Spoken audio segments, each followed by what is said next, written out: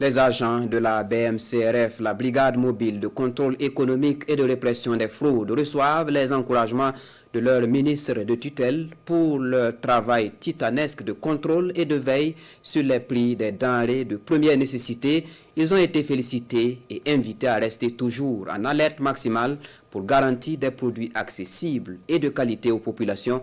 Le ministre Serge Poda était donc dans les locaux de la BMCRF hier 11 février. Le point avec Pinidien.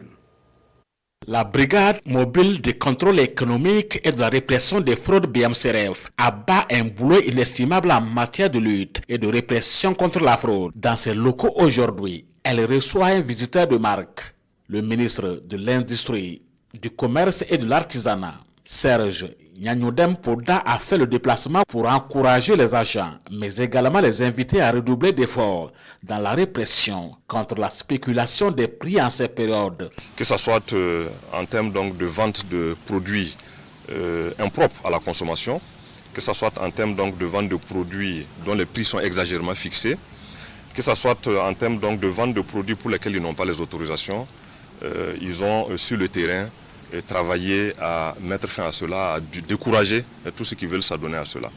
Donc nous sommes passés pour d'abord les féliciter pour le travail, les résultats atteints, les encourager à poursuivre dans ce sens et à renforcer d'ailleurs les équipes sur le terrain.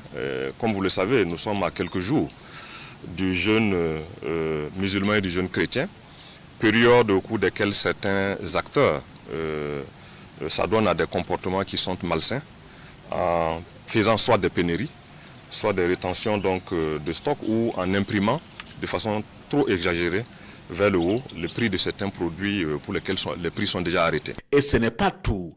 Plus de 800 bouteilles de gaz sont saisies par la brigade de contrôle économique et de la répression des fraudes lors des différentes sorties de contrôle. Le ministre instruit le coordonnateur de mettre en vente aux enchères ces bouteilles de gaz. Des individus qui vendaient le gaz à des prix trop élevés, qui stockaient le gaz dans des endroits qui ne s'y est pas et qui faisaient de la rétention pour que les prix puissent augmenter. Et donc nous avons donné instruction de procéder à la vente aux enchères très rapidement et que les fruits de cette vente-là puissent être reversés au fonds de soutien patriotique pour la construction de la nation.